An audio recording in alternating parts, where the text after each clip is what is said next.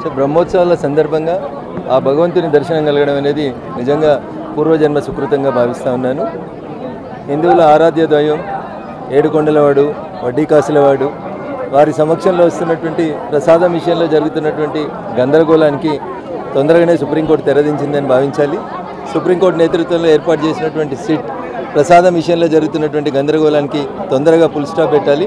ఎందుకంటే కోట్లాది మంది భక్తుల మనోభావాలకు సంబంధించినటువంటి అంశం కాబట్టి హిందుత్వం మీద జరుగుతున్నటువంటి దాడిగా దీన్ని చూస్తూ తొందరగానే విచారణాధికారులు సాధ్యమైనంత తొందరగా ఈ విచారణను పూర్తి చేసి భక్తుల మనోభావాల్ని విశ్వాసాలని కాపాడాలని భగవంతుడు అధికారులకు ఆ శక్తినివ్వాలని మనస్ఫూర్తిగా ఆ ఏడుకొండల వాడిని వేడుకుంటా ఉన్నాను.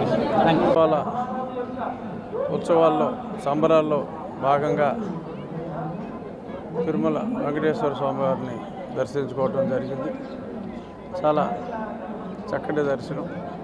బ్రహ్మోత్సవాల సందర్భంగా ఏర్పాట్లన్నీ కూడా చాలా చాలా చక్కగా వైభవంగా ఉన్నాయి. కొత్త ఈవో గారు, అడిషనల్ ఈవో గారు, వారి కమిట్మెంట్ చాలా స్పష్టంగా కనపడుతుంది. రాబోయే రోజుల్లో మంచి బోర్డును కూడా త్వరలో ఏర్పాటు చేస్తారు. మరి ఆ తర్వాత భక్తుల సౌకర్యాలు మరింత మెరుగవుతాయని, భగవంతునికి భక్తుల్ని దగ్గర చేసే ప్రయత్నాలు అంటే గతంలో కొంత దూరం వచ్చిన మాట వాస్తవం. మళ్ళీ తిరిగి భక్తులు భగవంతునికి చేరువ చేసే ప్రయత్నంలో దేవస్థానం వారు, తిరుమల తిరుపతి ట్రస్ట్ బోర్డు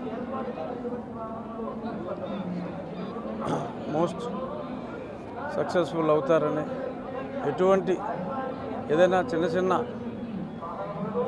అవంతరాలు ఒకవేళ ఉన్నప్పటికీ కూడా సంప్రోక్షంతో అంతా ప్రక్షాళనం చేసి ఈరోజు అన్ని రకాల ప్రసాదాలు స్వీకరించడం జరిగింది.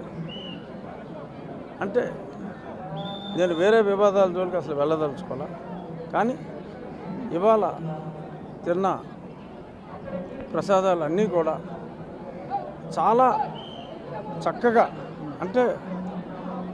అంటే మనం టేస్ట్ గురించి కాదు మనం ప్రసాదం తీసుకునేది, అయినప్పటికీ కూడా గతంలో ఏ దినుసులు వాడేవారో, ఎంత పుటం వాడేవారో అదే ఎప్పుడో 5 ఏళ్ల క్రితం 10 ఏళ్ల క్రితం తీసుకున్న ప్రసాదంలాగా మళ్ళీ ఉంది. ఒక లడ్డూయే కాదు, అన్ని ప్రసాదాల్లో శ్రీవారికి కైంకర్యం చేసే అన్ని ప్రసాదాలు కూడా గత వైభవాన్ని సంతరించుకున్నాయని చెప్పి ఈ సందర్భంగా ఇప్పుడే ప్రసాదాన్ని సేవించిన వ్యక్తిగా నేను ఘంటాపథంగా చెప్పగలను.